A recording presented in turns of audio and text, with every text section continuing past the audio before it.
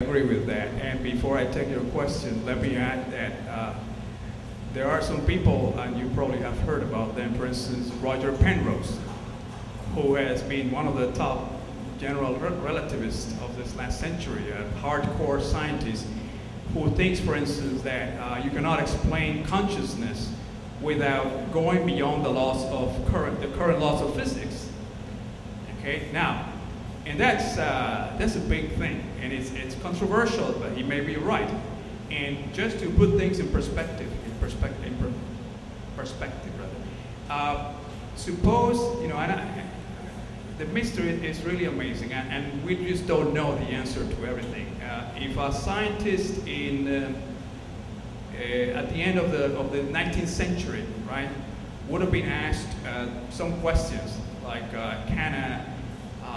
it's a technical question, can an electron go from here to there if there is a potential barrier that has a higher energy than its total energy?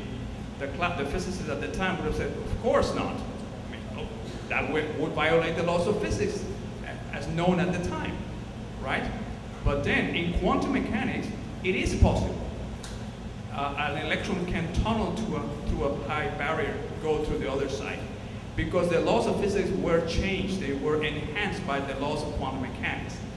All right, so if this person in 1890 or something would suddenly come to our times, and you tell him all these things, or even he or she sees experiments, you know, this is magic. They say that's mystical or magic or something. So we don't really know. Okay? But whenever there are extensions or proposals about extending these things, you have to prove it. You have to have the mathematical treatment and the measurements to back it up.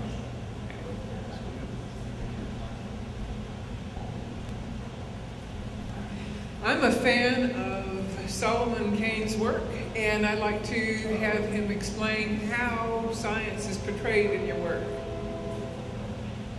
Yay, Kane! I knew this was going to happen. Where's that vodka again? It's kind of, in a way, it kind of relates to his first question about the parallel universes. Paul and I, really Paula, with the concept of parallel universes, we have one painting. Every artist was given two canvases. Okay, one canvas was going to go in what was called an exquisite corpse. And what this does, David put 60 panels together and drew one drawing on it. Then they were all taken apart. Each artist was not given any limitations other than to follow that black line, or purple line in this case, in that painting so they would all connect.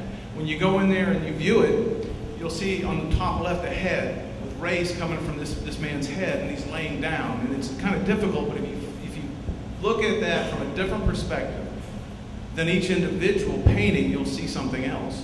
And so what I'm trying to do with my work is change people's perspective. What I use in my work, it changes under the light source. Some of it will glow in the dark, and it will glow under a black light. So each time you look at it from a different perspective, our mitigating factors will change what you're seeing. And for me and for Paul and for quantum physics, what we understood in our limited, at least my limited way, was a lot of times when they came up with an experiment, the person observing it changed the experiment itself. The act of observing changed the experiment. Now, I'm way out of my league here, so I'm going to go back to my art. But my influence is philosophy and mental illness. For those that don't know, I have a real day job, and I was a hostage negotiator. I'm with the sheriff's department. That's what I do in the daytime, and on my days off, I paint these weird mannequins and weird things that glow in the dark. So I can comment, from my own perspective and where I'm coming from, but each one of us has a different perspective of where we're coming from, especially speaking in quantum physics. There's a parallel universe we all exist in, perhaps. And so I'm a Gemini, so maybe I can get by with it from that. Did that answer your question?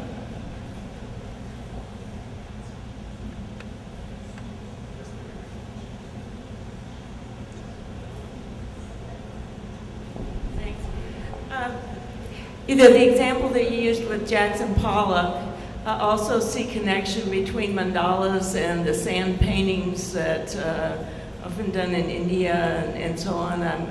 I'm wondering what kinds of connections do you think, and do you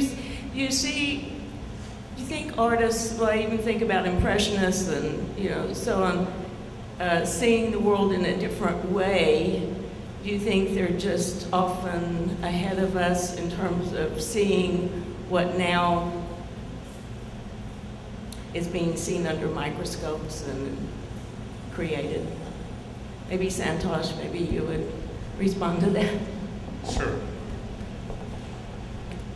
Everything that we perceive has to be done through the lens of consciousness. And I think that is one of the key components of everything here that we're doing, whether it's physics, whether it's applying mathematics to it, finding models for it, or whether it's painting, just art. There has to be some kind of awareness that has to first perceive and then convey that information. And art could be a form of communications, for example. And by the way our consciousness perceives some things, it may be, in fact, able to look at or tap into something and come up with the mandalas, for example, or patterns, those kind of harmonic relationships that sometimes look very much like these mathematical models. And yes, I agree with you. I think that